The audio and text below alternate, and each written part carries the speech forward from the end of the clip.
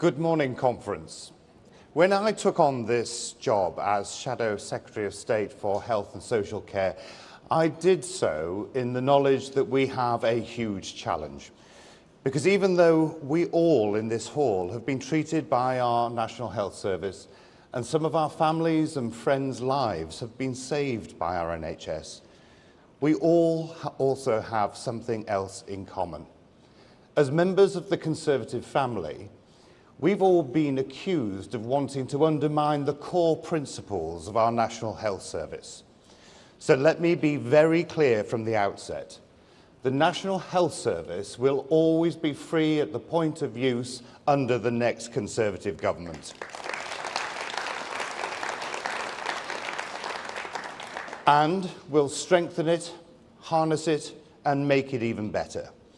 Because I've seen what our health services in this country do every day for people. Before becoming a Member of Parliament, I worked in the hospice movement and saw the wonderful services that they provide to children and adults across the country. When families face the most challenging times in their lives, our hospice movement and our NHS is there to support them always.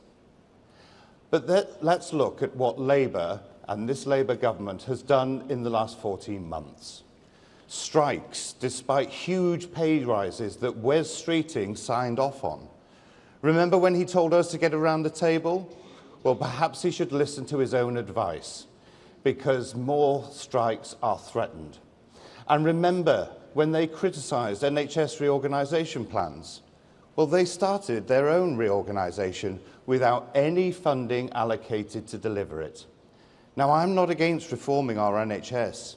Conference, the Conservatives always back good reforms. But we are a party that always makes sure we have the money to pay for it and the will to deliver it. Because our NHS staff need certainty to do the job that they love with stability and a clear direction from their government. But Conference, I also want to be constructive in opposition. Where government seeks to bring about meaningful and effective reform, we will not oppose for the sake of opposition. We will look at the detail, we will ask the difficult questions, and where we can agree, we will be constructive. Because at the end of the day, we want an NHS that works for the patient. It was in that spirit that in my first week in this job, I attended the cross-party talks on the future of social care. For too long, governments of both colours have failed to address the increasing demands on social care, which is putting strain on NHS budgets, local government budgets, and the personal budgets of families across the country. We will engage in these talks in the spirit of seeking a genuine long-term solution. It's not going to be easy, but I believe it's the right thing to do, to sit down and talk and find areas where we can agree. My vision is simple: a health and care system where patients are in control, staff are valued, and innovation is harnessed to save lives and improve well-being. This isn't about ideology, it's about outcomes. Whether you are a patient waiting for surgery, a carer looking after a loved one, or a nurse working a night shift, what matters is not the politics, it's whether the system delivers. And I am ably assisted in this task with a fantastic shadow health and social care team who have real experience in these sectors.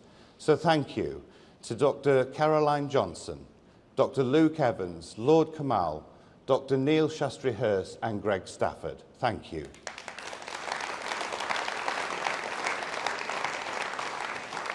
Now, clearly, we as a party are embarking on a major policy renewal programme, and today, for what I think is the first time ever, you will be given the opportunity to vote on what you think should be the key priorities for the next Conservative government. To help in that task, I'm delighted to be joined by Lord Markham, CBE, who will be advocating that we need to use technology to build a truly 21st century National Health Service. By Dr. Kartik Kavi, who is a GP who will argue we need to get patients out of hospitals and into primary care. Former Olympic swimmer Sharon Davis, who will make the case for prevention being better than cure, and Dr. Robert Kilgore, who is the founder of the Social Care Foundation, who will argue for reform of our social care system. But before I call our first speaker, please scan the QR code that you will see on the screen so that you can download the app and you can take part in that vote. I will remind you about that as the pitches go on. So now, let's begin.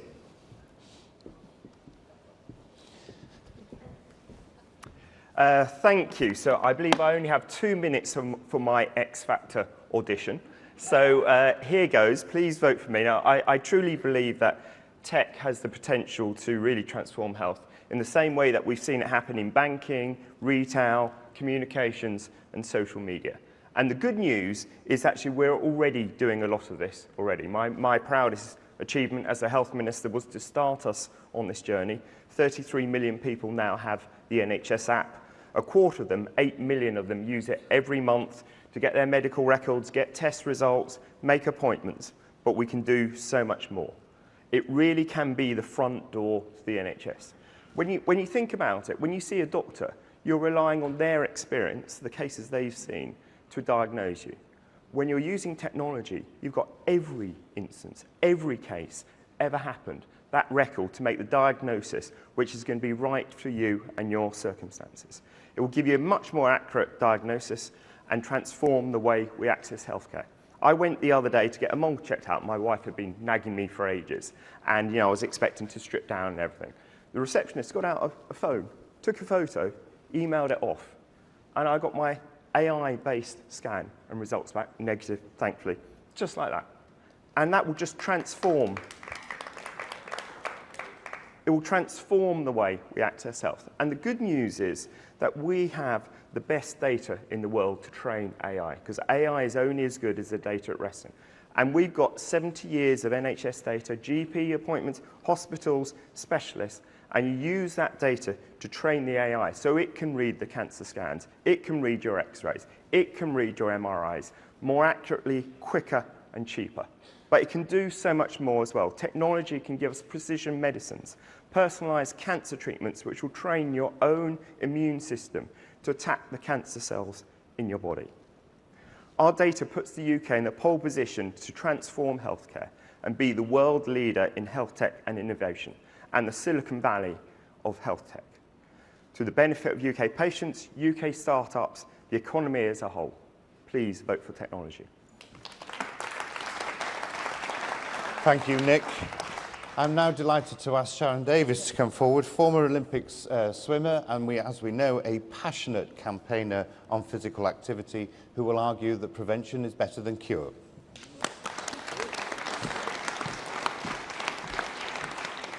Thank you. Good morning, ladies and gentlemen. It's always really nice to stand next to one of those. I grew up standing next to one of those. That's pretty good. Excuse the fact that I'm going to read off a script, because when they said 2 minutes, I thought I'll never be able to do 2 minutes if I waffle on without a script. So here we go. In 2022, over 1 billion people were living with obesity versus 390 million who were underweight. And this year, obesity now exceeds those underweight in all regions of the world. In the UK, 28.7% by our WHO figures are obese, and the most recent data telling us 64.5% of our population are now overweight. Without meaningful action, obesity rates and the associated economic costs are expected to continue to rise over the next decade.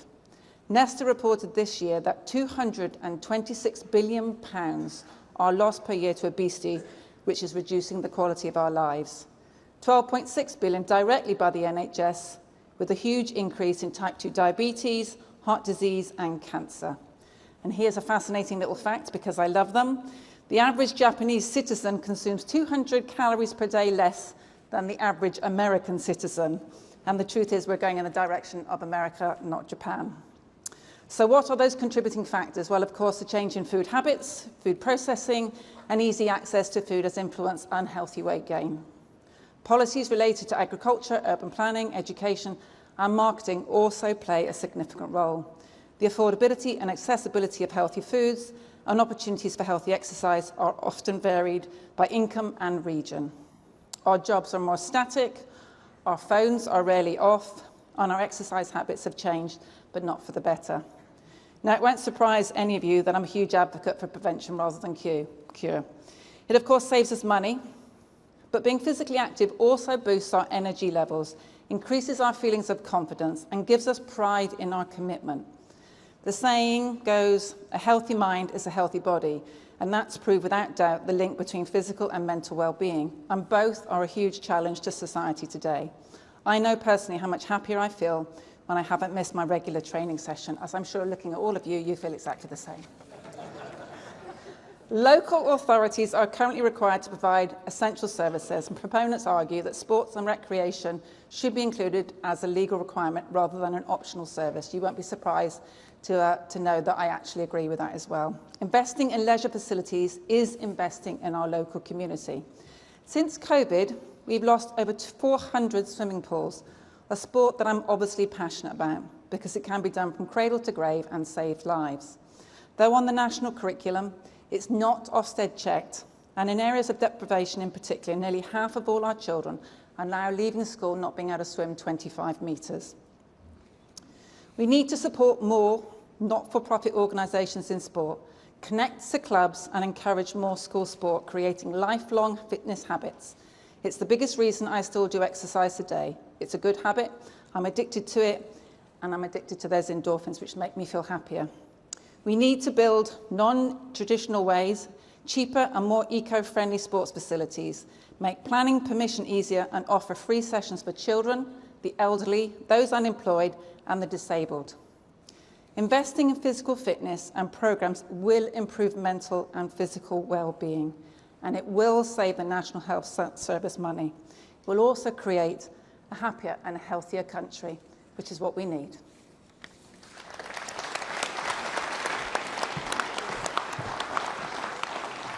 Thank you very much, Sharon. I'm now delighted to invite Dr. Kartik Karvi, who is a recently qualified GP, who will argue that we need to get patients out of hospitals and into primary care. So some of you may wonder, when it's 8 a.m. and you're struggling to get a GP appointment, what's so good about primary care? The answer is efficiency. GPs deliver 90% of NHS patient contacts on 10% of the NHS's budget. GPs also deliver care in the community, where patients live and work, and this leads to continuity, which we know improves outcomes. So why should we, as Conservatives, care about this? Well, GP practices work in ways that other parts of the NHS struggle to do so. GP practices are private businesses. They need to make a profit and remain attractive so patients don't choose other services. Productivity is incentivized. Success is rewarded. And unlike large NHS trusts, with their rigid bureaucracies, GP practices are decentralized, which means they can innovate and adapt to meet patients' demands. So how can we help GP practices? Well, the Labour way would be more regulation and more mandates. The Conservative way must be more empowerment and freedom. Let's let GPs compete with hospitals to provide services. We already do this with things like joint injections, but let's extend it to things like cauterization, endoscopies, and routine interventions. GPs will be able to provide this locally, faster, and at a cheaper rate for the taxpayer. The NHS is free at the point of use, but it is not free at the point of misuse. Let's let GPs, within reason, set reasonable consequences for repeat, inappropriate, missed appointments. And lastly, using financial incentives and training, let's increase the role of GPs with special interests. This will help bring down hospital waiting times. Primary care is local, efficient, and decentralized. With the right supports and freedoms, it can alleviate the pressures on the NHS. Thank you.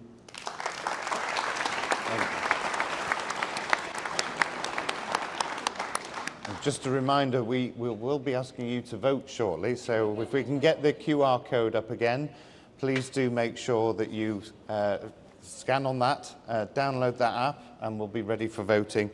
Now, our last but not least is Dr. Robert Kilgore, who is the founder of the Social Care Foundation, who will be advocating for reforming social care. Thank you, Stuart.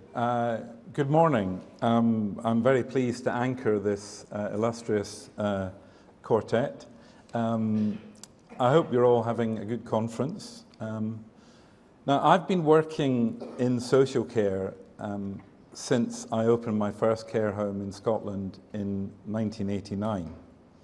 And yes, I did have a full head of hair at that time, and this is the kind of thing that happens if you are involved in social care. But social care is a real people business, and I've always enjoyed working in both this challenging but also rewarding sector. And during the COVID pandemic, I was so proud of all our frontline social care heroes, ordinary people doing truly extraordinary things every day. The vulnerable in our society and the amazing staff that care for them desperately need us to step up and help deliver meaningful social care reform, ideally cross-party. Millions of families are desperately trying to do their very best for their loved ones, and they urgently need our help and our support, including our ideas about how to make things better. The past is the past. We must learn from it, yes, but we must be brave and bold and move forward in a positive and constructive manner. It is a fact that you simply cannot fix the NHS without first fixing social care. They are two sides of the same coin. It's not rocket science, it's basic common sense. If social care collapses, what will happen to our NHS? We'll have more bed blocking, more cancelled operations, and longer NHS waiting lists.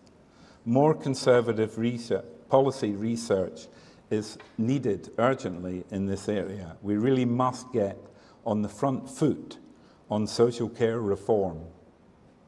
Together, let's make social care better. Thank you, and enjoy the rest of the conference.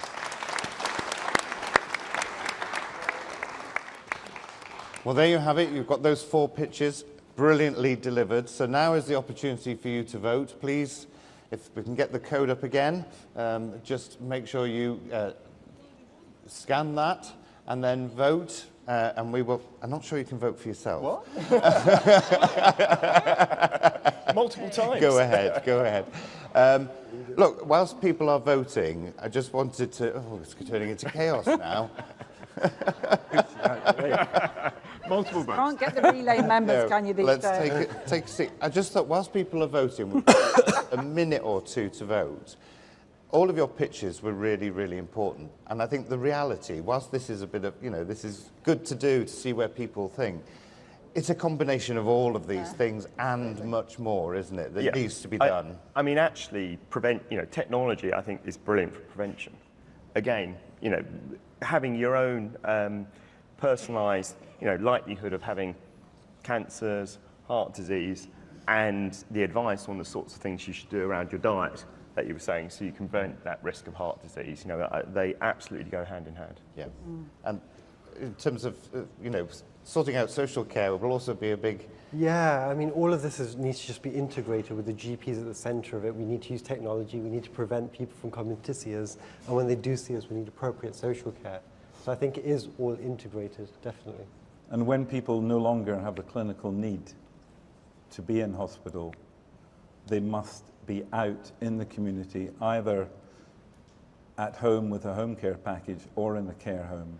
But if they stay in hospital, it's not only bad for them and their families, it's also hugely more expensive for the taxpayer than being, so it's a win-win, and it's something that we should definitely do. Cool. Yeah. Well, from my perspective, it's both, isn't it? It's about improving the quality of everybody's lives, and it's about spending money so we have money available for all the other things that we need.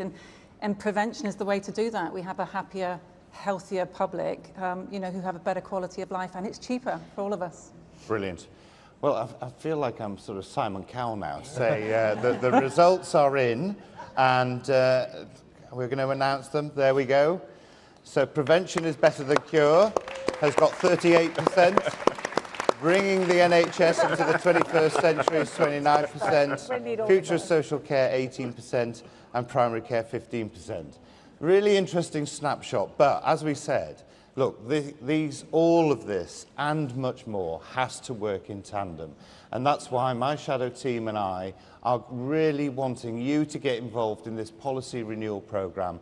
We want to make sure that we do the right policies, answer the right questions, test the policies, and also think about how we're going to implement it, something this government clearly haven't thought of.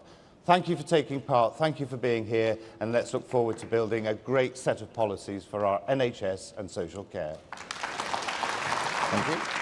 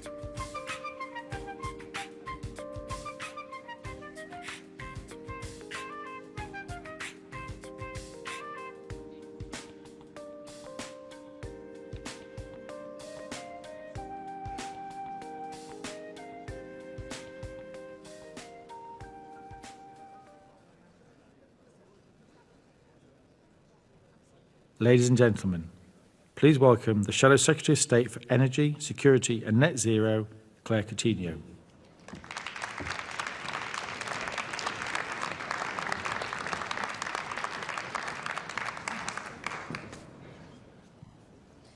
Fantastic. Thank you so much, everybody, for joining us.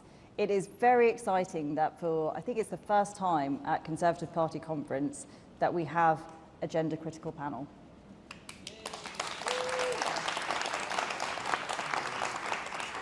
But this may not surprise people because, as everyone will know, our leader, Kemi Badenoch, was one of the leading voices in this battle. And when everyone was telling her not to speak up, she could see that something wrong was happening in this space, and she did. And she did. She did. But two of the other brilliant forces of nature that have been in this debate from the beginning are the amazing Marion Calder from For Women Scotland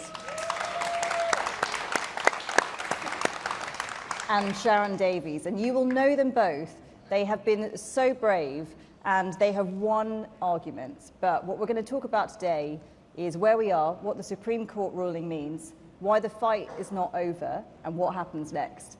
So if I could start with you, Marion, do you want to tell us about how you got interested in this area? Wow. About 10 years ago, I started seeing some ideology kind of creeping in from primarily North America, and I thought, this seems to be a bit strange and hopefully it won't actually come here, but it unfortunately did. And I thought, well, someone is going to start talking about women's rights at some point, surely, because it was just focusing on other ideologies, but women weren't actually being mentioned in any of this. And so I was waiting for the adults to come into the room, and it appeared that myself and many other women, some of which are in this room, were the adults that they had to come and step forward to actually start challenging and bringing women's rights forward, and also lesbian and gay and bisexual rights. So, so that's how about 10 years ago. And at what point did you decide to sue the Scottish Government? Probably from the beginning. I seem to have discovered a new hobby. It's an expensive one. They're not very good at settling their bills, by the way. We're still waiting for them to settle up since April. So we've got another case coming on which we're challenging about prisons, and we will continue to fight until we actually restore our rights of women back into law in Scotland and wider, obviously, UK as well. And Sharon, I think seeing you in that debate must have been so inspiring for so many people, because you are obviously an athlete, an Olympian, a writer, a celebrity, and for people who spoke up, there was so much to lose. There was so much to lose. So what drove you and what gave you the courage to do that? So for me, I was competing during the East German era, you know, which was allowed to happen for 20 years. And these poor young East Germans were filled full of testosterone so that they could win medals for their country. And there was no thought to what that would do to them. But there was also no thought to the women that was losing out. And this was allowed to go on for 20 years. And, you know, although I managed to win a silver medal, I had friends that were fourth behind 3 East Germans whose whole lives would have been different if they'd won the medals they should have done. And I have a daughter who does track and field, and now I have a granddaughter as well. And I just thought I cannot stand by and watch another generation of young girls have things stolen away from them that they deserve to have. In the world of sport, women get 5% of the sponsorship dollar. 95% of the money in sport goes to men. And then we were told, you know, 10 years ago, we were no longer allowed to have a level playing field and fair sport. And I thought, I'm lucky enough to have paid most of my bills, not all of my mortgage, like most of us. But I just cannot stand by and watch this happen again. And yeah, it was a big hit. You know, life is still really difficult. Cancel culture is extremely real. But I felt that women deserve to have their fair sport. And what I wanted to do was to bring the debate out. And we couldn't. In the early days, we literally could not even get the debate. We couldn't get the science and the facts. We weren't even allowed to tell the truth. It's still difficult today. But it's a lot better than it was, and we are gradually, you know, winning the battle in sport. But then we have, you know, Lisa Nandy last week turn around and say, oh, well, some sports. Well, any sport that could have been co-ed was already co-ed. So any sport that was fair to have men and women in together already had it, and that was predominantly equestrian. So there is no level playing field if you allow any biological male into a women's sport whatsoever. And what we've found...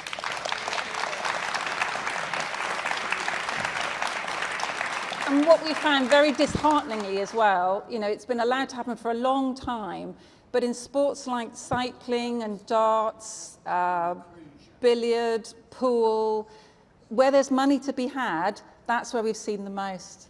So those women, a tiny percentage of the money that's involved in those sports weren't even allowed to have that. You know, and it's just not fair, you know, so inclusion must be there. And I heard this gentleman down here, and please, you're very welcome to stand up, all right? I have no problem with inclusion. However, no trans athlete has ever been excluded from sport. They've just been asked to compete where it's fair. That is it.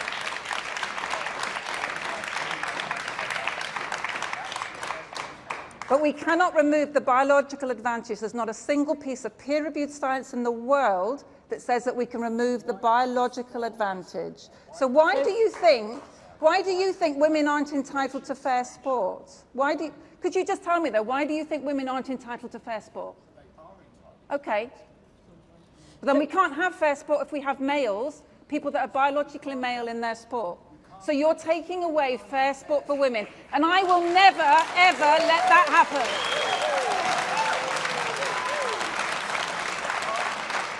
So could I ask, because one of the things that I think has been so dispiriting about this debate is that when women tried to gather, when women tried to talk, there was obviously a group of people who decided that should not be allowed and that should be disrupted. And one of the key reasons why I'm a conservative is because we believe in free speech. So we can disagree, but we also make space for people who want to share opinions.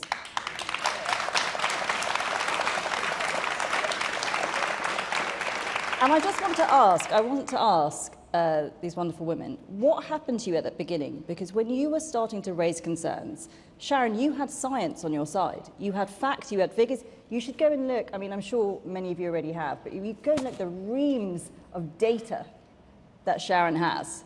How did it feel when you were just trying to put forward some of that science to be shut down? It just felt so unbelievably difficult, you know, in a world where women have such small opportunities in the world of sport anyway, that we weren't even allowed to present the facts or the science. And I do believe in inclusion. You know, you heard my speech earlier. Sorry, you've got me twice in a row. But, you know, I really believe in fitness and health and trying to help people. I know that the way to mental health is through physical health. And I will fight for anyone's opportunity to be involved in sport and physical activity and competition if that's what they want. But I just believe that women's rights are worth fighting for. I remember my mum, you know, telling me that her first mortgage, she wasn't allowed to be on the mortgage application, right? And how hard her generation and the previous generation worked to get those rights. And we're just throwing them away at the moment without there being any real basis for it. Mm-hmm. And Marion, because one of the things that we saw is when the Supreme Court made its ruling at the beginning of the year, there was huge celebrations. There were huge celebrations. People felt like the battle had been won. They were very clear that Sex and the Equality Act meant biological sex, and that was welcomed by people. But I think one of the things that we've seen since then is our institutions have obviously had a bit of a different reaction. So can you tell me a bit about what you've seen? Well, in short, it seems we have a problem with our institutions, especially our unions, that are refusing to move. They're waiting for clarity. We had clarity. We had it in April. The law is on our side, but for some unknown reason, they just want to kind of circumvent the law. This is also known as breaking the law.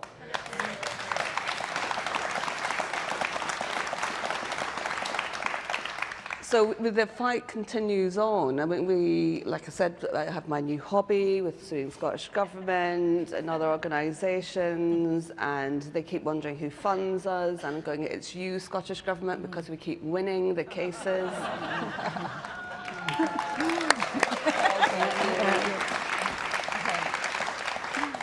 So, yes, we do have a problem with the institutions, the unions. They are starting to come round. They've realised now that they cannot continue like this. And now, because of the ruling in April, women have actually now they realise they have the power. And they know that they can come to organisations like ourselves who can help them with getting in contact with lawyers, how to actually handle conversations with the unions. So it will happen, it's just not happening fast enough. And I guess a question for you, because what I've seen in my job in the equality space and the women that I met with is, you take the case of Jennifer Melly. She was a nurse. She had a patient who was a convicted paedophile, that she had a medical conversation with a doctor, and she said he in that conversation because she was talking about medical needs. Now the patient got very upset and had a racist tirade at her. She was a black Christian woman, had a racist tirade at her. And then she was suspended from her job. She's still not been allowed to return to that job. 18 months later, she's been penalised. This question of the racist abuse that she faced has not been addressed. So my worry with the Equality Act generally is it's created this hierarchy of diversity, and the needs of that transgender patient was decided to be much more important than her needs, and she was cast aside, and it was the unions. It was the unions who refused to stand up for her. So this is clearly a problem that we've got, in that people have decided that one side of the equality debate is on the right side of the angels, and the other side doesn't matter. So how do we take on that activism, and how do we get more fairness back into our institutions? Spot on, Claire. I think we have to understand that women have been beaten over the head with the Be Kind banner way too long. You know, no one is being kind to women. We're just supposed to sacrifice the things that matter to us, and that's not fair. And the other thing is we need people with a backbone to stand up. You know, I can speak from sport, obviously, with great knowledge.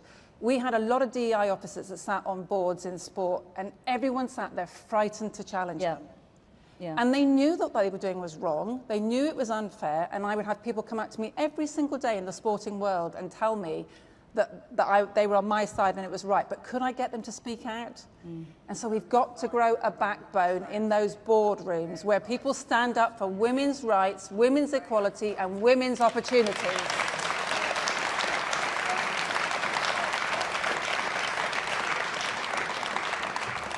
Can I just jump in there? It's several years ago, there was an organisation called Stonewall, and they had this campaign called #NoDebate. That is over now. We are actually, we're having a conversation with you, sir, in the front row. But however, do you mean, no, there's not one-sided debate. Women are actually talking now, and we're not going to be put up by one person, one man, actually interrupting. This happened at Scottish Government, outside Parliament. Just 2 weeks ago, we had a meeting outside Parliament with women and men that were speaking. One man with a megaphone and a sound system drowned out hundreds of individuals. I will not allow one man to drown out women that are on this panel now.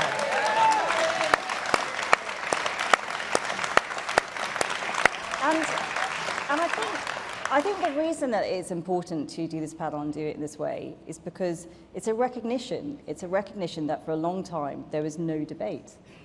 People were silent. For years. Absolutely. I mean, in sport, over 5 years, we weren't even allowed to present the facts. And I think this is the difference between Kemi and some of the other leaders that we had, is when people were being silenced, when people were being cancelled, she actually did speak up and she was on their side. And this is why we wanted to give this moment to you guys, and we wanted to do this panel, to your point, is because for too long, nobody would have done this panel. And if people had tried to do this panel, it would have been shut down. So it is important to have this moment. Kemi was amazing, actually. When I was trying to get a voice, you know, for sportswomen, Kemi was incredible, and she was on the verge of trying to clarify the Equality Act right before the election was called, and she was working incredibly hard behind the scenes, and we were being marginalised by a lot of people that saying it was a fringe matter. It's not a fringe matter because it affects 51% of the population. That is not fringe. And who did you go and try and speak to? What was it like trying to knock on those doors and not get any sort of public support? It was just really difficult. I mean, you know, one of the most difficult people to deal with is the IOC. You know, the IOC weren't prepared to support, you know, women when the East German era was going on. That was allowed to go on for 20 years, and it didn't matter to them that women were getting injured and women were getting, you know, were being full of these drugs. I mean, many of those East German girls have lost their lives. Yeah. That's way worse than losing a medal, and they did nothing to protect them. So I had absolutely no faith in the IOC, unfortunately, but I think things are beginning to change now. You know, we must find space for everybody. We absolutely must find space for everybody, but it must not be at the detriment of women's opportunities. And if you just take a step back, so I talked about earlier this hierarchy of diversity where people have decided in the Equality Act that it only protects some people or only protects people in certain ways. The thing that the Equality Act is meant to do is give everyone an equal footing. And obviously the position that we're in now, you can see whether it's this issue, you can see it on race, you can see it in various areas. Lots of people have interpreted it to mean it protects some people, not everybody. So now we've got the ruling in place and we can see that institutions are ignoring it. Do you think we need wider reform of the Act? How do you think we get back to that sense where we are all judged on our character, not on our characteristics? Gosh, that's a big question, isn't it? I thought it was going to be an easy one. You're absolutely correct in how organisations, large organisations, NHS, or unions, everyone have interpreted this, and women were completely shut out. And the Equality Act was supposed to cover every single person. I mean, that's why we have sex. We all have one, so that everyone is actually covered in it. But I think to go back to it's like kind of the EDI, DEI organisations that we've now got in every single institution or work, and these teams are growing, and they seem to be so narrowly focused on a couple, a few of the protected characteristics. One of which barely you never hear about is disability. But they'll only talk about very narrow focus, and so something has to be done about these teams. I mean, they're actually very destructive to the organisations. They're not helpful. They actually bring in conflict into the workplace rather than actually reducing the workplace. So these needs, it's going to take time to weed this out of all of our orgs, but it has to happen. Absolutely. I think I'm going to be a little bit more general and say that over the last 10, 15, 20 years, we've lost truth, in so many spaces, and I would just love to see truth and facts and science come back. We cannot base policy on feelings. We have to base policy on statistics and facts that work for the majority of people, and we're not doing that at the moment. And so I think when I first came across this area, I was taken through the Free Speech Act, which is protecting free speech in our universities at the moment. And my worry is that the younger generation are being taught not how to think, but what to think.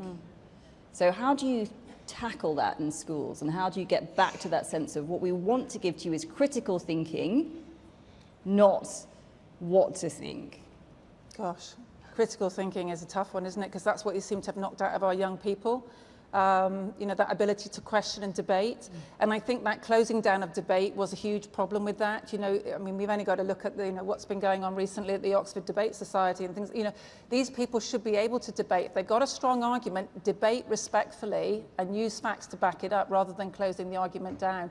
And as you mentioned earlier, Stonewall were in particular misrepresenting the Equality Act to most sporting organisations.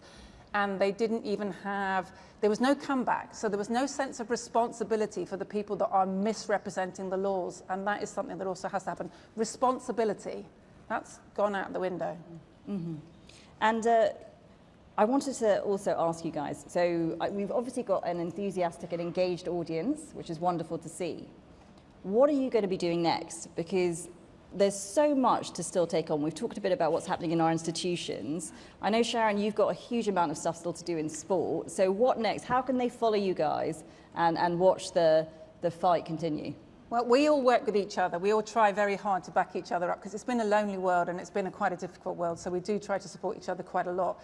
Just, be more vocal if you can. Don't support silently because that's been the problem. When I did a poll on, and I know it's only X, but when I did a poll on X over 24 hours, 64,000 people responded. That's a lot of people in 24 hours. 97% said women should have hair sport. So the general public do believe in fairness, but unfortunately they're staying a bit too quiet. So just speak up would make a big difference. I can see various people in this audience who I know have been speaking up, so I'm sure they will heed that call. Marion, what about you? Where will you be next? Oh my goodness, back in court again, no doubt, shortly. I sometimes wonder if I have to kind of claim asylum in England.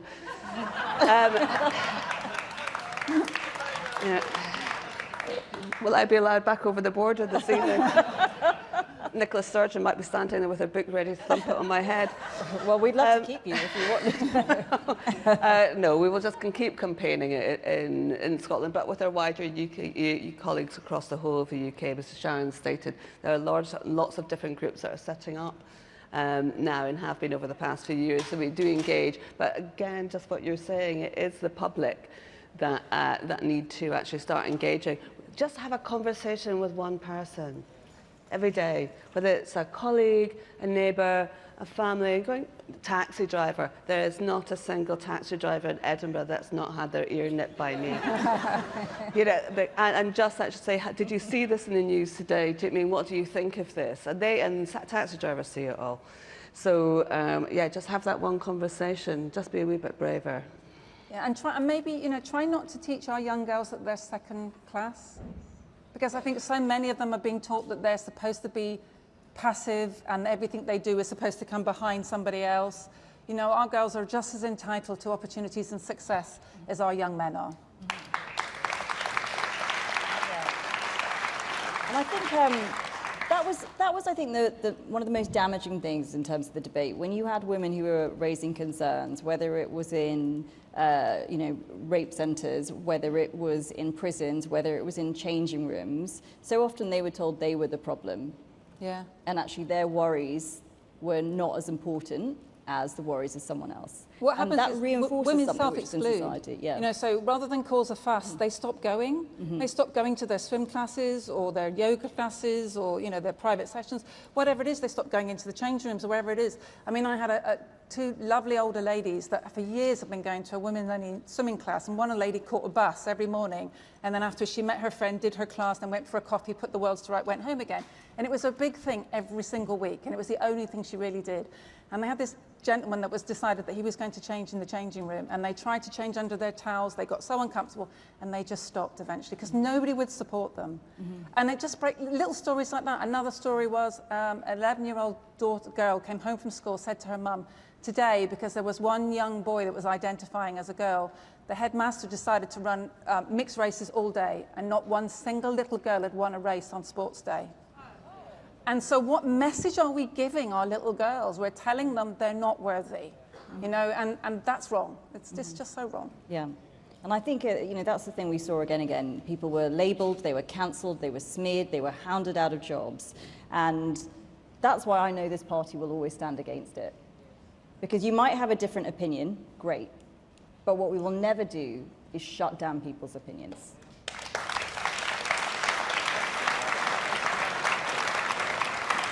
Well, the last question that I want, the last question I want to ask both of you, because I think it is one of the most relevant ones at the moment, is what would you say to the Labour government? Because we have seen some very worrying signs over the last few months of backsliding. So are you speaking to them? What would you say to them? What message do you think they need to hear? Yeah, we continue to speak to all parties. I am a bit concerned that they're taking their time without actually issuing clear guidance off the back of April 16th ruling at the Supreme Court. I wish they show a bit more bravery and leadership on this, so that you kind of large organisations, like I said, the NHS or armed forces, all other things that have all captured by these policies, can actually know what they're doing. They just need steering. I mean, that's where the EHRC come in, but it doesn't matter. It came law. It was always a law that females and males deserve their own spaces. So they do need to step up, but I'm glad to see that Kemi has. Well, if you want to bring your lawsuits down this side of the border, I'm sure they'll be welcome. But for a penny and for a pound. I think particularly in sport, just listen to the general public, you know, and listen to the science. You know, there is a place in sport for everybody, but the first priority must be safety. That must come first before absolutely anything else, particularly in contact sports. And then it must be fairness, and then we must work on ways to have inclusion. Fantastic. Brilliant. Well, thank you all so much for coming. It is wonderful to see so many of you here. It is wonderful to have both of you on stage. Legends, champions, heroes, thank you so much, everybody. Thank you.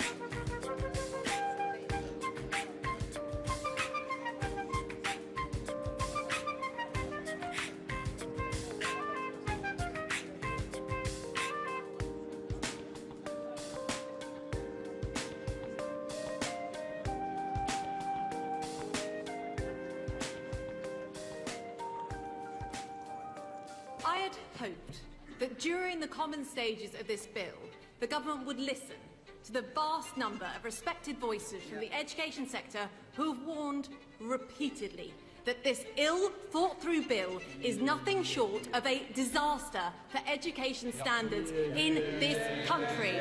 We're fighting for Conservative values, fighting for education standards, and fighting against education vandalism by Bridget Phillipson, who puts the interests of unions above the interests of children. The accumulation of changes through the bill and elsewhere do seem to add up, firstly, to a significant shift towards policy to please unions. The Secretary of State failed to listen to the Children's Commissioner, who warned that children will spend longer in failing schools because of this bill. It really saddens me to make this contribution. There are three main aspects of the bill that are of particular concern to me. The proposal to make it compulsory for academies to teach the national curriculum, the harmonisation of teachers' pay across academies and maintained schools, and the pathway for future failing schools. Or Catherine Burble-Singh, who argued that if passed... Madam Deputy Speaker, this is how they treat one of the best head teachers in this country. There is no evidence whatsoever that their proposals will improve a single school. In fact, the evidence is clear that they will make things worse.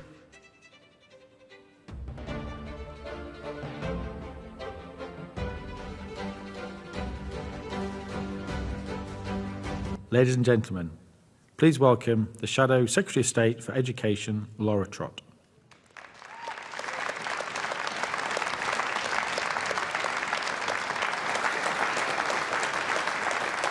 Conference, hello. It is an absolute honour to be addressing you as Shadow Education Secretary. It's a job I've always dreamed of doing. Well, Education Secretary would obviously be better, but I'm working on it. There are three people on my mind as I speak to you today. Three people who have shaped my thinking, whose stories I want to replicate up and down the country. The first is a girl called Celine, who I heard about from her head teacher. She lived in a dangerous council estate in Sheffield. The closest school to her home just wasn't delivering for children. It was unsafe, with dismal results and terrible behaviour, and it had been that way for years, as was the case with all the schools in the area. That is, until the arrival of the Free Schools programme, a Conservative policy pioneered by the formidable force of Michael Gove and Nick Gibb. Thanks to them,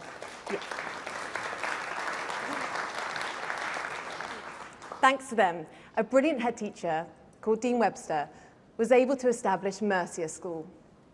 When Mercia opened, Celine got her sliding doors moment, a chance to go to a different, better school.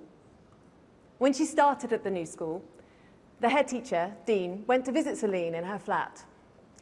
He told me about how, on his way there, he passed gangs on the corner, had to step over people passed out on drugs. It was a glimpse into the world that was waiting for Celine. But through a traditional academic education, a longer school day, and zero tolerance for bad behaviour, Mercia School passed Celine a lifeline. And I couldn't be more pleased to tell you that this summer, Celine got top A-level results and is now going on to study law at university.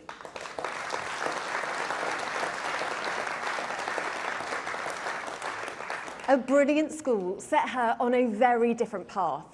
A school which didn't exist 15 years ago and never would have existed without the Conservatives in government. That is the difference that we can make.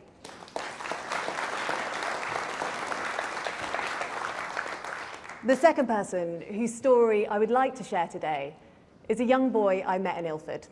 I'll call him Mason, but that wasn't his real name. He had a horrendous home life and, for understandable reasons, was acting out terribly at school. He just wasn't coping. He was making life a misery and learning impossible, not just for him, but for the other 29 children in his class too. Enough was enough, and Mason was rightly removed from the mainstream and placed in alternative provision for children with behavioural problems. And that's where I met him. This specialist provision helped change his life. It was his version of intensive care, helping him to get back on his feet with the highly specialised support that he needed and so craved. There are too many that think it is compassionate to keep a child like Mason in mainstream school at the expense not just of his future, but that of his classmates' future too. So let me tell you what real compassion looks like. It's taking Mason out of a setting that was failing him, letting him get the extra support he clearly needed. That is what we need to fight for children like Mason. And the third person whose story I'd like to share is a teacher called Kat. I met Kat at a recent visit to her school in Trinity, a free school in a deprived area in Leeds where she is the principal. 61% of her pupils were disadvantaged. Over 70% don't have English as their first language. But Kat radiates passion about her school, her teachers and her students, and her energy is infectious.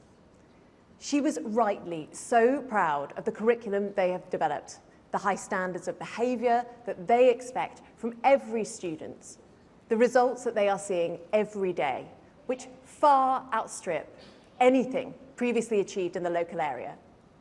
Results, I might add, that they can only achieve because of the freedoms that come with being an academy. Freedoms that I refuse to let the Labour government just take away casually without any thought for the consequences. Celine, Mason and Kat. I'm in their service and the thousands like them. They are why I do this job. Unlike Bridget Phillipson, I will never come to work only thinking about the unions.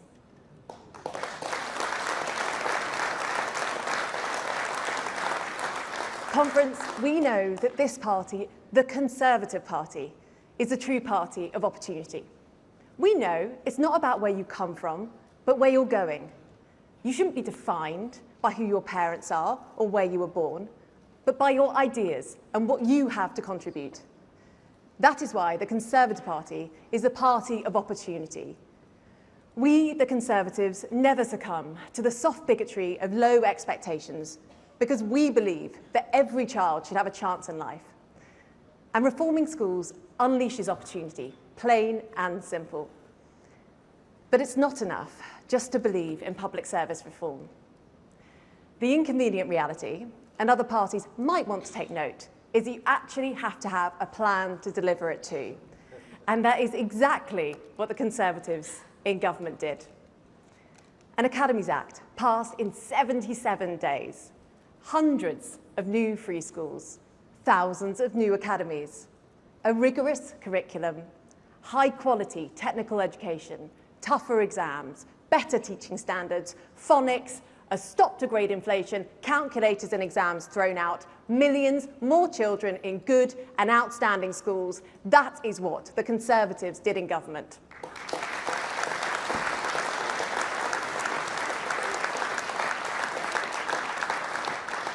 We reformed schools. And guess what? Standards, they went through the roof. Those schools have improved, not through words, but through strong accountability, academic rigour, rigorous inspection, and freedoms. And crucially, all of that happens with teachers and not bureaucrats in control. Conference, under us, English children became the best at reading and maths in the Western world. This is an achievement that other countries marvel at. They look to us as an example of what they want to replicate in their schools, eager to learn how this was achieved. But, unbelievably, all of these reforms are under threat. Under threat from a Labour Party who believe in backing unions over backing children. A Labour Party that even booed one of Britain's best head teachers in the House of Commons simply because she runs a school which was opened by a Conservative government. The only consistent strand of this Labour government is that union demands come ahead of the interests of children of this country. It should be of no surprise to anyone that Bridget Phillipson is running for Deputy Leader of the Labour Party. As Education Secretary, she spent more time appeasing unions than standing up for children. From the outset, her loyalties were very clear. In the first few months, she held dozens of meetings with union leaders, allowing them to write her policies. And what was the result? A schools bill that nobody voted for, botched Ofsted reforms, a dumbing down of standards, and a misguided curriculum review. Every single time the Education Secretary has been confronted with a tough decision, she's capitulated to the left. This might help her with the deputy leadership election, but it doesn't help children at school.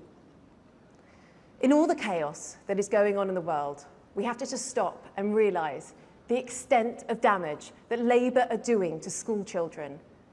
And that starts with unpicking our school reforms. There is no evidence that Labour's so-called reforms will improve a single school, not any. The sad fact is, we already have a live case study of why Labour's changes won't work. And it's a little over 40 miles away from this hall. Over the border, children in Labour-run Wales are being let down. They're untouched by the education revolution seen here in England. Unfortunately, Wales have seen plummeting standards and poorer outcomes. Just look at this graph. Instead of learning what not to do from Wales, the Education Secretary is inexplicably repeating the very same policies, the very same mistakes. And why? Because union bosses want her to, trading policy for votes, and all to the detriment of children's education. Shame on the Labour Party. Shame on them for letting that waste of potential happen here.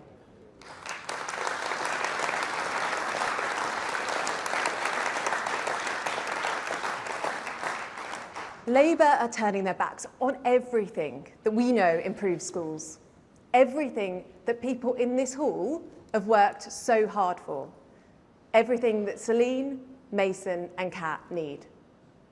This is a quiet betrayal of all children, but it's the poorest who will be most affected. This is nothing less than education vandalism, and Conference, together with my brilliant shadow education team, Diana, Saqib, Rebecca and Jack, we will fight it every step of the way.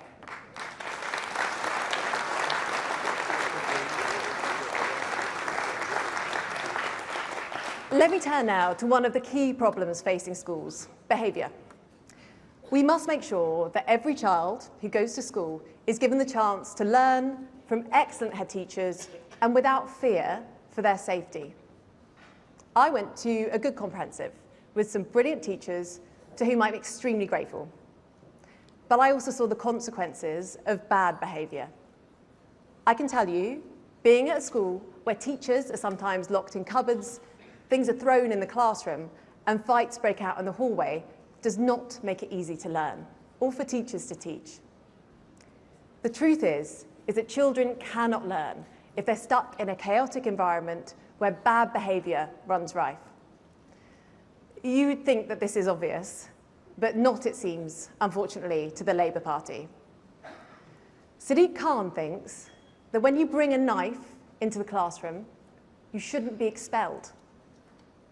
Andy Burnham, who's been a popular topic of conversation recently, called for the end to pupil referral units. So no more expulsions for the most disruptive pupils. That's mad. And north of the border in Scotland, the SNP have actively sought to keep disruptive pupils in mainstream schools, to the point where last year, just a single pupil was permanently excluded over the whole academic year, across the whole of Scotland. Conference turning a blind eye to aggression, disruption or violence is not moral leadership, it's an abdication of responsibility.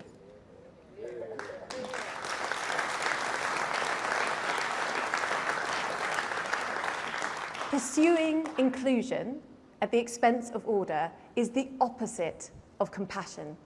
It abandons that child who needs real specialist help, who's crying out for support.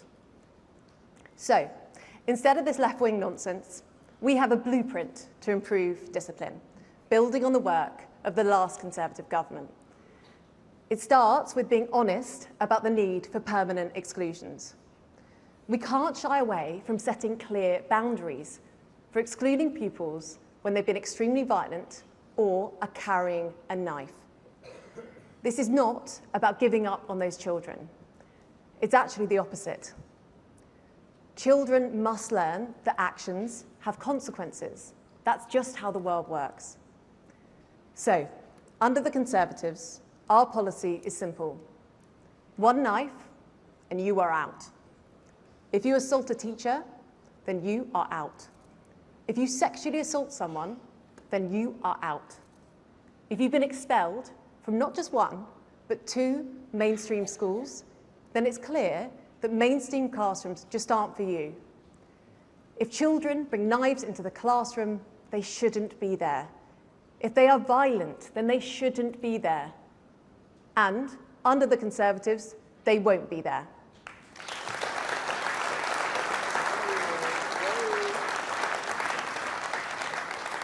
But the important piece of the jigsaw here is that once children have been excluded, it is our duty to them and their future to give them the support that they need, moving them into specialist alternative provision where they stand a real chance of success. Staff in these settings work with extraordinary dedication to turn around the lives of children. I've seen this firsthand. When done well, it's a quality of education that can be tailored to their needs. I saw that with Mason. But we need more places like this. It's clear to me that there is not enough high-quality alternative provision, and as a result, disruptive pupils are being kept in mainstream education for far too long. Our blueprint will create more high-quality places in alternative provision, reducing disruption for the many who suffer from it, and delivering specialist support for the few who need it. And every local area should have specialist provision, partnering with football teams and sports clubs who are brilliant at engaging young people. Just yesterday, I visited Old Trafford and saw the amazing work that Manchester United Foundation are doing to do just that, providing young people with role models, mentors, routine, and discipline. This should be everywhere. And girls should have separate provision from violent young men. And we should push standards up through every academy train, partnering with one. We should make alternative provision independent of local authorities. We should make sure that every provider is registered so that every setting is inspected by Ofsted, so there is proper accountability and rigour, especially in those settings for some of the most disadvantaged and challenged children. And we must ensure that those children, especially the most violent, are turning up to their alternative provision, so they're not slipping out of sight and into criminality. Because we believe that children should be in the classroom, not on the street. Fines should be issued automatically when they are not there, because these children need help, and we need to ensure that they get it, and they only get it if they turn up.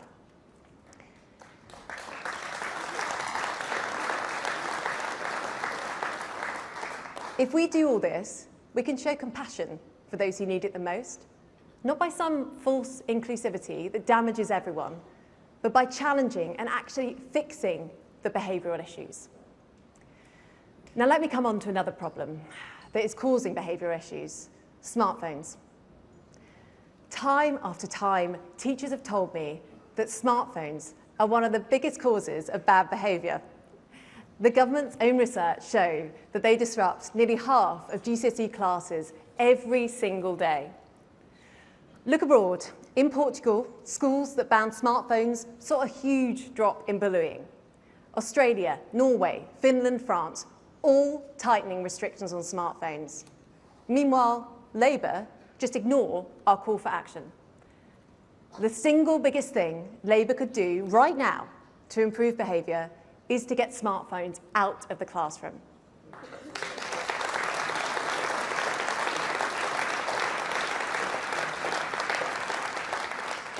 And yet the Prime Minister says a ban is unnecessary. Bridget Phillipson calls it a gimmick. And while they stick their heads in the sand, who suffers the most? It's the most disadvantaged. When I first started going into schools to talk to students about this, I didn't necessarily expect to be the most popular person.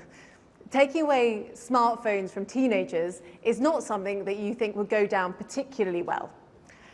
Yet I have been overwhelmed by the response. The most frequent reaction from students after a ban has been put in place is one of pure relief.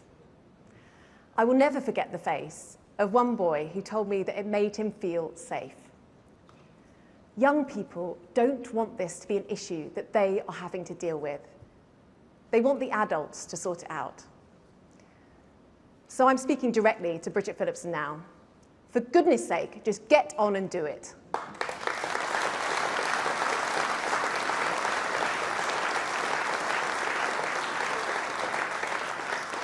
Now, the sad truth is this: we've had broken promise after broken promise from the Department for Education. You simply cannot trust Bridget Phillipson when she says that she's going to improve our schools. Conference, you all know about Labour's plans to become the only country in Europe to tax education. It was one of their core manifesto pledges and one of their most vindictive. Because the result of the attack on the independent sector is not more teachers in state schools, but fewer. 400 fewer to be precise. And we haven't got better state school system from Labour's education tax. We've just got one with more crowding in the classrooms. Because independent schools are closing at a record rate. Pressure is being piled on the state sector in a way that teachers across the system warned about. The Prime Minister himself admitted money isn't going to state schools. Conference, and I promise you I'm not making this up, instead of using money to hire more teachers, as the manifesto said, the Prime Minister is using the money to house illegal migrants. Under the Conservatives, we will never tax education to make our state schools worse off.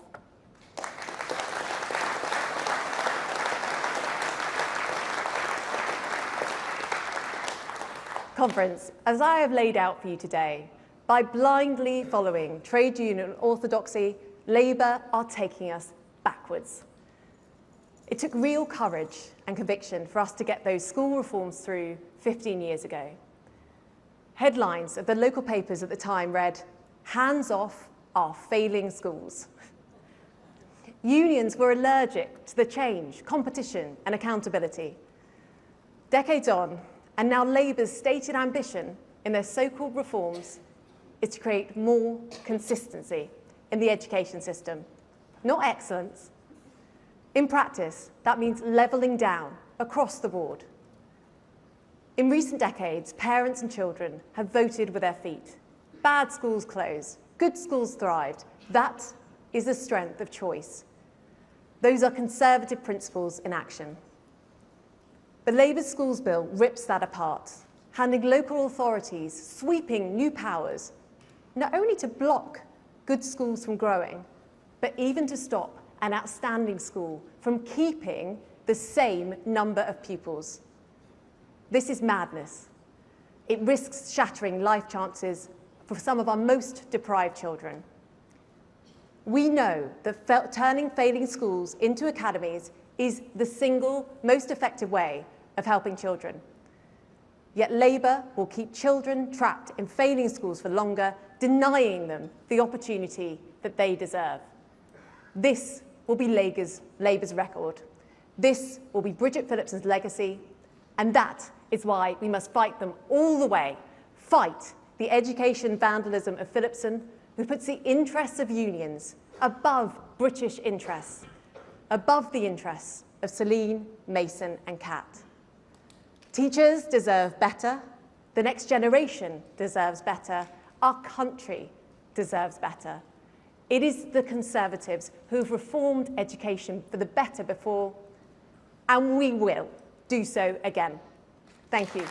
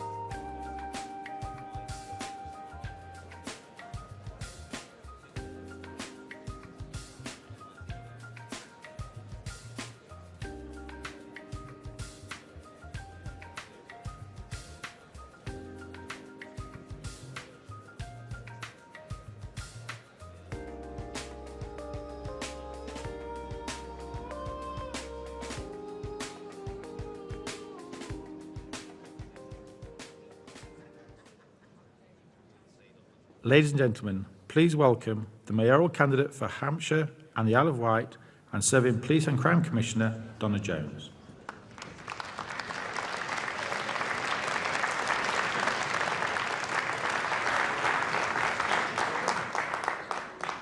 Good morning, conference.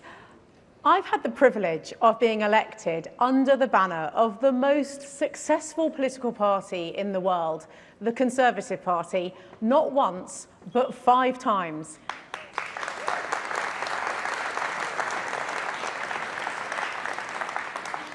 In 2008, I was elected to Portsmouth City Council following a successful career in banking.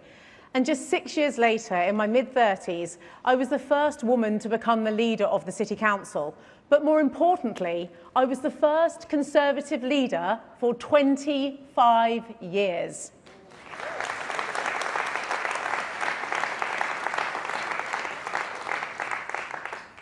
Since 2021, I have been the Police and Crime Commissioner for Hampshire and the Isle of Wight. But in 7 months' time, I'm going to face the ballot box once more. This time, to be the first mayor for Hampshire and the Isle of Wight. One person with the power to unite our 2 counties, bringing real leadership and finally getting things done. We are a dynamic region, from the success of one of the largest ports in Europe to being home to the largest oil refinery in Great Britain. Forget the northern powerhouse, we're going to be the southern powerhouse.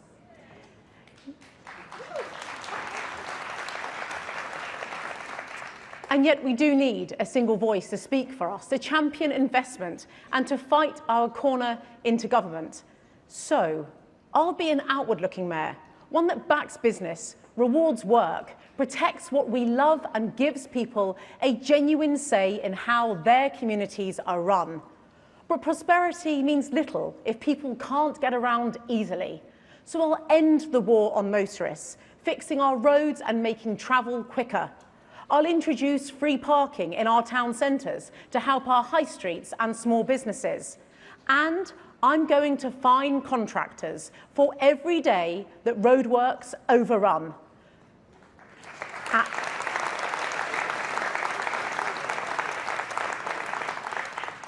And when it comes to the ferries for the Isle of Wight, I'll demand the government hands over the regulatory powers to ensure accountability over prices and performance. Conference, my message to the electorate next year is simple. Put your faith in leadership that you can trust. As Police and Crime Commissioner, I've listened and I've acted to what people have told me they wanted. In 2024, I brought back local bobbies, a named police officer for every community. A policy that was so successful, a year later, the Labour government copied it. Over the last 2 years, I have delivered on another promise, to open new police stations. Not 1, but 8 in total, and I've outlined plans to open another 2 next year. I've opened up front counters to give the public access to their police force again. But most importantly, my current role has meant I've worked closely alongside our Shadow Lord Chancellor. And that brings me to the person that I have the honour of introducing today, our Shadow Justice Secretary. He is a man who is not afraid to speak truth to power, someone who has exposed Labour's reckless plans for 2-tier justice, a system that would have meant the same crime could be punished differently depending on your background. That is wrong. And it is the Conservative, the true party of fairness and equality, who are standing up against it. Our Shadow Justice Secretary has shown leadership and principle, calling out Labour's soft approach on crime. He's challenged Transport for London over their failure to act decisively over train dodgers and fighting back against proposals that would have allowed prisoners to walk free without serving their time. He understands that justice must be fair, firm, but importantly, it must be impartial. He understands that the safety and confidence of our communities depend on it. So, conference, it is my great pleasure to introduce someone who has never wavered in his defence of the rule of law, a champion for fairness, my friend and our Shadow Lord Chancellor, Robert Jenrick, MP.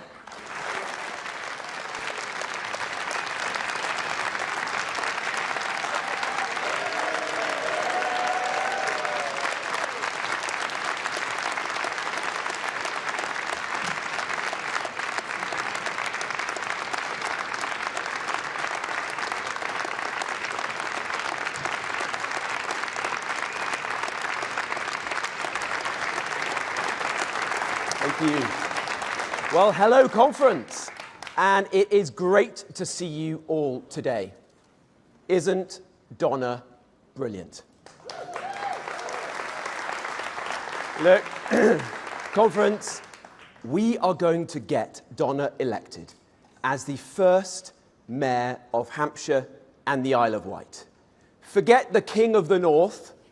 We're going to have a Queen of the South. And it's going to be Donna Jones. Now, I want to talk to you today about 4 famous blondes.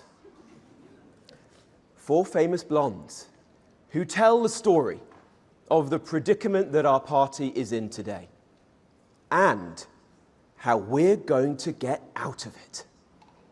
Because right now, it's true. It's tough being a Tory. 6 months ago, the Tory legend, Sir Michael Fabricant, went on the Big Brother house. He lasted 4 days. Last week, one of our party's most energetic campaigners, Emily Hewitson, entered the Big Brother house.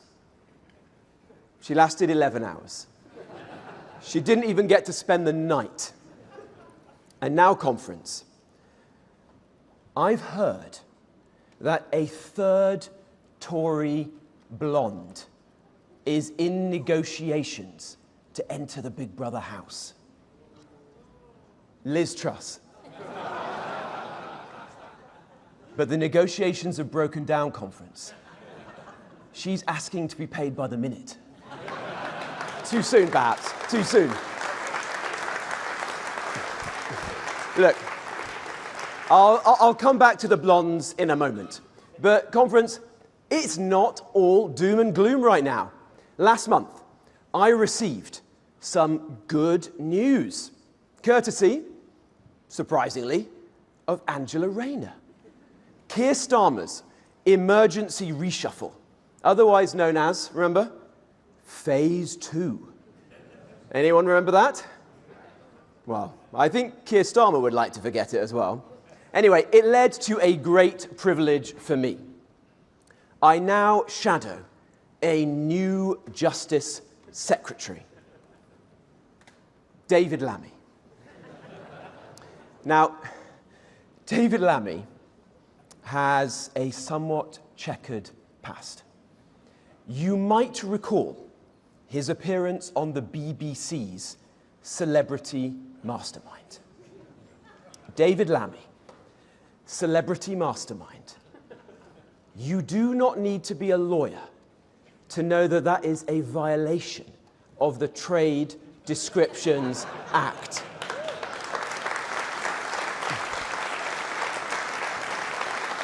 He was asked,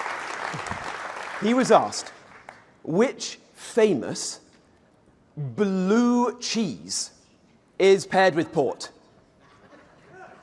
He replied, Red Leicester. It gets worse. It gets worse. Which Marie won the Nobel Prize for Physics? He replied instantly, Marie Antoinette. And my personal favorite, which monarch succeeded Henry VIII? His answer, Henry VII.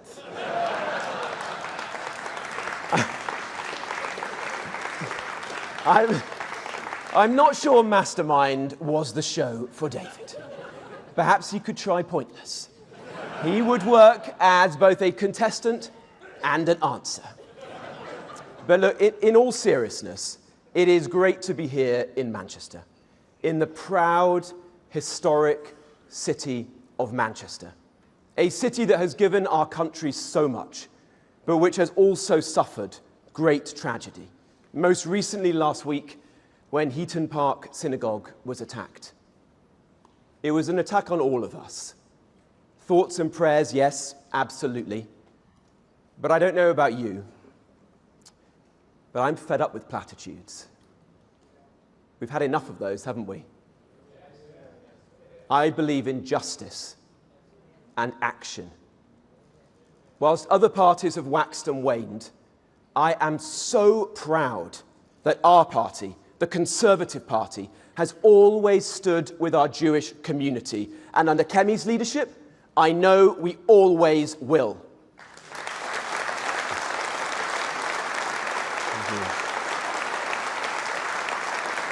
Because conference, a Britain where our British Jewish friends are afraid is not Britain, and we will never stand for it.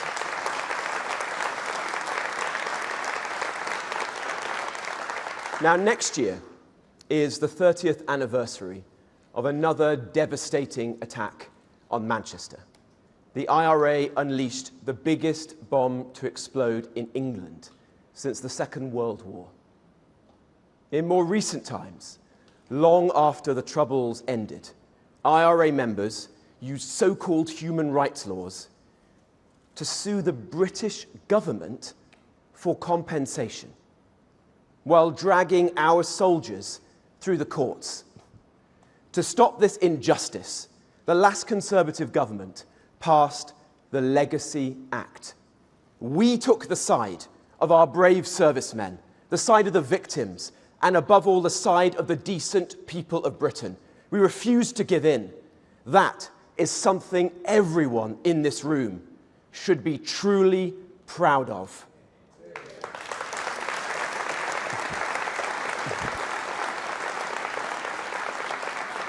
Now, I had a moral reason to back that bill, but I also had a personal one.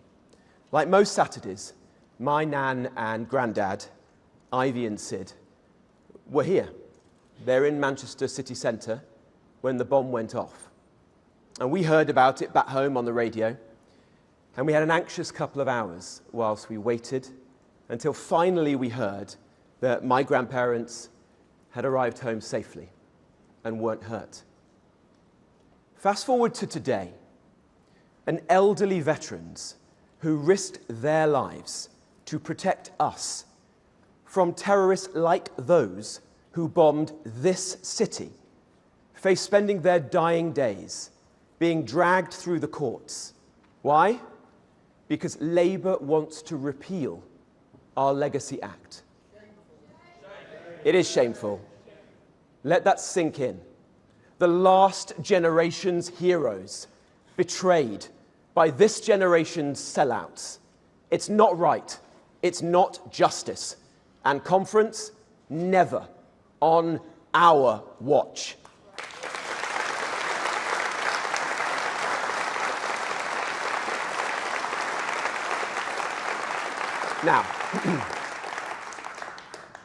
Now, we all knew that Keir Starmer would be a bad Prime Minister.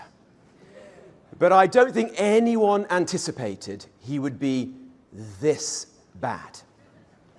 He's combined the management style of David Brent with the administrative grip of Blackadder's Baldrick. He's proven himself to be a freebie-grabbing, free speech stifling, criminal releasing, tax raising, farmer hating, Brexit betraying, aspiration sapping, sorry excuse for a leader. And conference,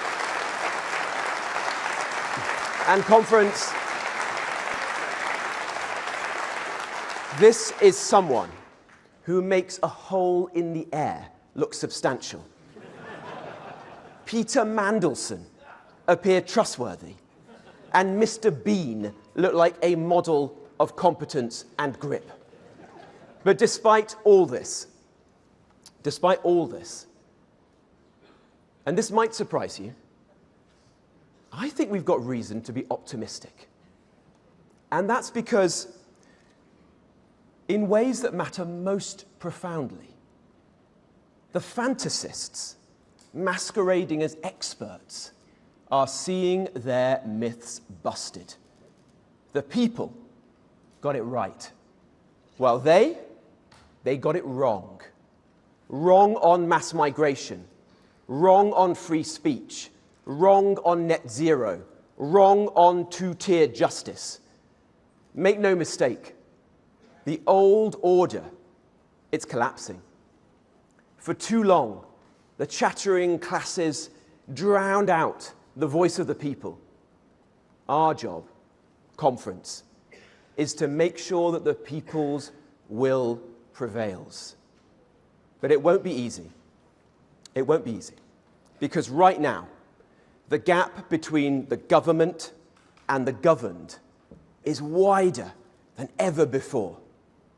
Ladies and gentlemen, let me give you one example of that great gulf. I present to you the Attorney General, Richard Hermer. Like one of those infamous mafia lawyers of yesteryear, Hermer always chose a particular type of client. Shamima Begum, Osama bin Laden's right-hand man, terrorists involved in 7/7. Since taking office, the advice we're told Lord Hermer has given to Starmer and his cronies, like to give away the Chagos Islands to an ally of China and to pay billions of pounds for the privilege. In each and every one of these incidents, he's wasted no time establishing himself as a useful idiot for our enemies. His rise symbolizes the central truth of Keir Starmer's government. Labour is just not on Britain's side. Why on earth?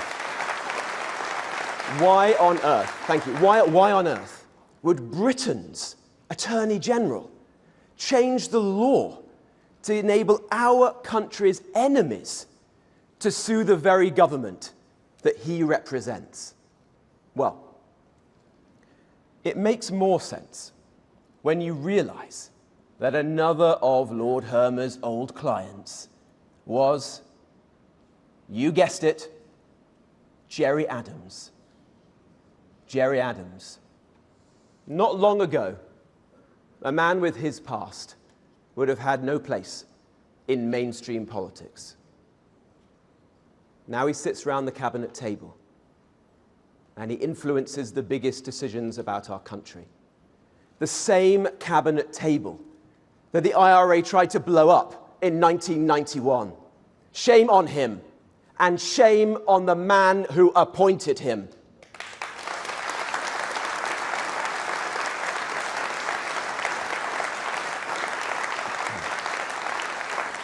Now, last week at Labour conference, Labour lined up to attack me for scrutinising judges, for mind-bogglingly absurd judgments, like the Albanian criminal who avoided deportation because his son didn't like the taste of chicken nuggets in Albania.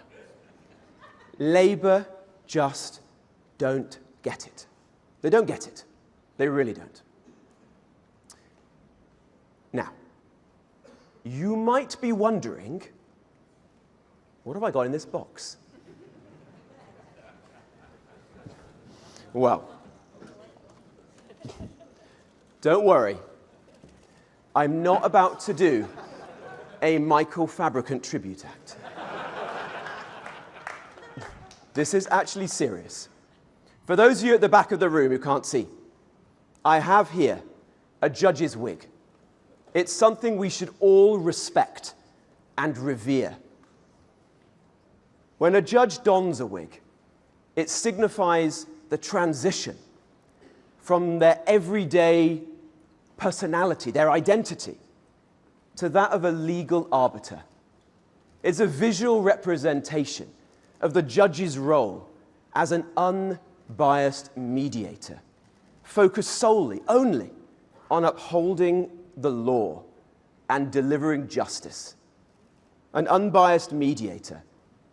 That is what a judge should be. And that is what the vast majority of judges in our legal system do. They wear the wig. They respect and revere it. And that is why, in turn, our legal system is respected and revered all around the world. But we've got a problem. Conference, we have a problem. It's one that Labour choose to ignore. Today, I've uncovered dozens of judges with links to Open Borders charities who take to social media to broadcast their Open Borders views, who spent their whole careers fighting to keep illegal migrants in this country. Some even continue to do so whilst astonishingly serving as judges. It's like finding out halfway through a football match that the ref is actually a season ticket holder for the other side. The public rightly ask, how independent are they? They dishonor generations of independent jurists who came before them, and they undermine the people's trust in the law itself. Judges who blur the line between adjudication and activism can have no place in our justice system.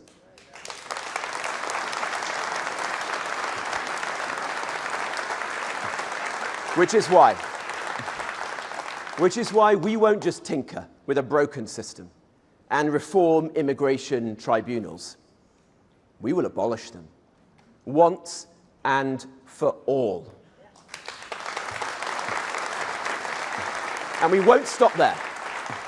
We will restore the proper role of our judiciary, putting ultimate power back where it belongs, in the hands of Parliament and ministers, accountable to you, the people of our country.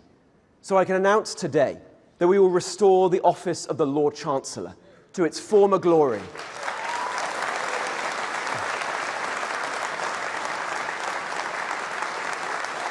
We will reverse the constitutional vandalism of Tony Blair and New Labour. The Lord Chancellor will once again appoint the judges. No more quangos.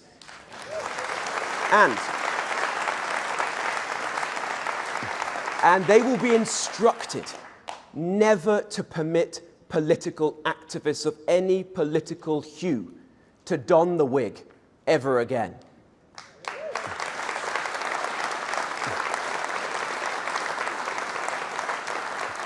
They will also be responsible for issuing new sentencing guidelines. The two-tier sentencing council is not fit for purpose, so it must be abolished altogether. Never again will this country and our people face the prospect of two-tier justice under two-tier care. Every single person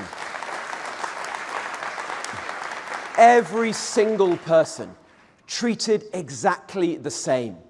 Not equity, equality. That, ladies and gentlemen, is the Conservative, no, that is the British way to do justice.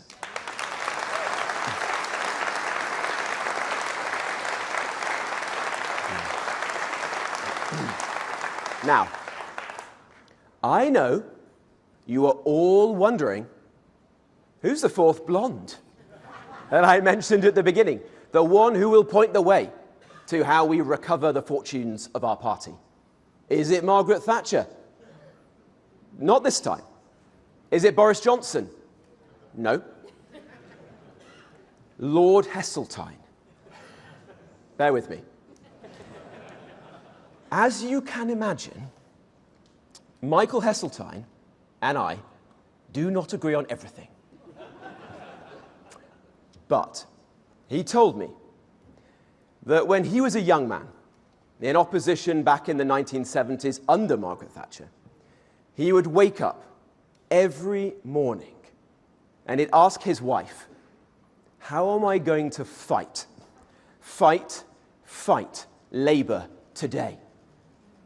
And at the end of the day, he would lie in bed again and he would ask his wife, well, he obviously wasn't a very romantic man, tomorrow, how am I going to fight Labour? Now, I don't say that to my wife in bed. But I do think it.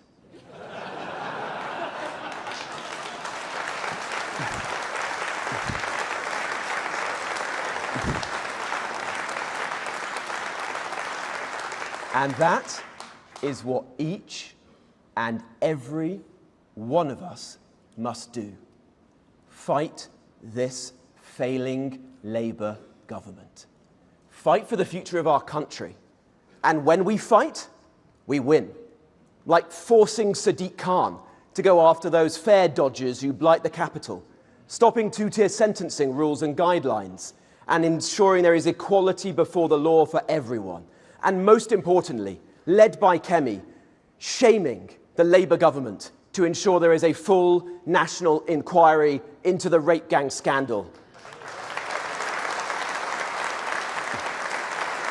Don't let anyone tell you that opposition is pointless. It matters. And right now, with this government, it matters more than ever. And conference, your support matters too. To the door knockers, the pavement pounders, the envelope stuffers, the tweeters, the TikTokers, the members, the councillors across the length and breadth of this country. Let me say to you, each day, in all kinds of ways, you are getting things done, far away from the wood-panelled corridors of Westminster. I say thank you. Thank you for everything that you are doing. You are making our country a better place.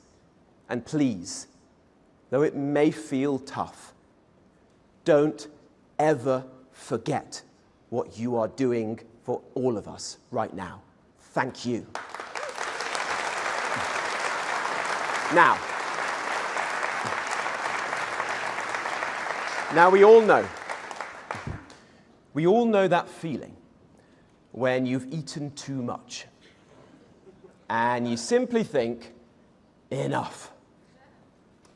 As those of you who've known me for a while will know, I used to feel that a lot more than I do today.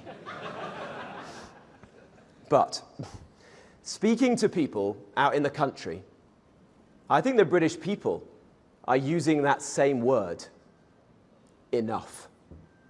Enough of being overlooked. Enough of being treated like fools. They see it, don't they? When they watch freeloaders brazenly walk out of shops laden with goods they haven't paid for. They hear it when morons blast music in public places with utter disregard for others. And they feel it when they see the police ignore all these things, yet find time to knock on someone's door and scold them for a post on social media. Dismissed, derided, demeaned for so long. The British people are patient and they are tolerant, but only up to a point. They've had enough. Now, I've read countless stories about how talented young people are abandoning the UK. They're emigrating to Dubai or Singapore or Australia, and not just because of the weather. Conference, this is my message to you. We may be a little bit down, but our country is not out, because there is a better way. There is so much good in our country that's worth fighting for. We've got so much to cherish about who we are. Blue remembered hills seen from black country towns, big skies over the flat acres of Nottinghamshire, the best farmers, food and drink, beer in the world, from Aberdeen Angus steaks to Hawkstone lager, a love of pubs, our love of animals, the common law, jury trials, a royal family so admired that they make the most powerful man in the world go weak at the knees, a military that has defeated every force on the planet, the roar of the crowd at Twickenham as the Red Roses beat the Canadians, or Chris Wokes, arm in a sling, goes out to bat at the Oval, the quiet kindness of our hospice movement, the millions of volunteers whose helping hands and broad shoulders make our society strong, the spirit of builders, of makers, of doers, of givers. These are the reasons our hearts swell when we think of Britain. I see it, conference, and so do you.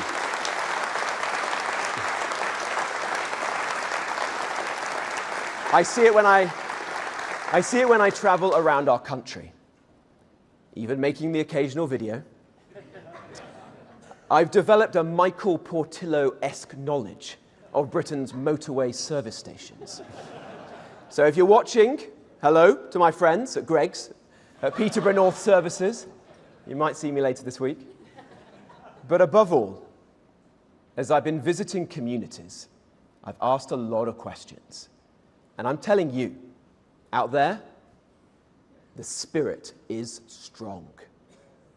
I felt it when I went to Epping and stood with mums, local mums, sick of illegal migration and determined to keep their families safe.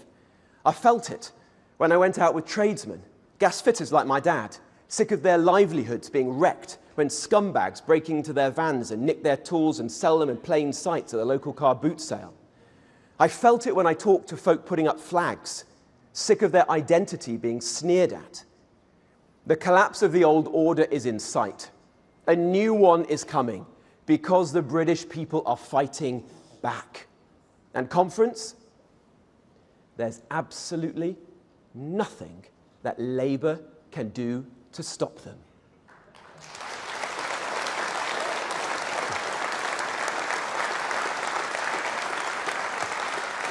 The only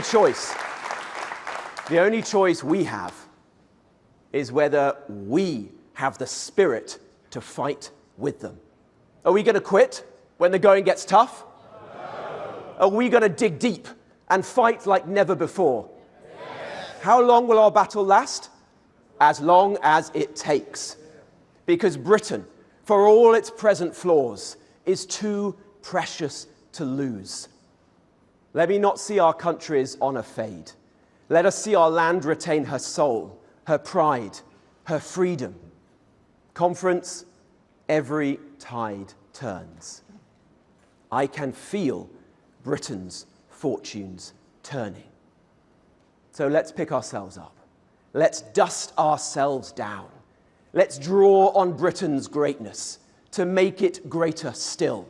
Let's fight for a better future. Let's build this new order. Let's take our country back. Thank you, conference. Thank you.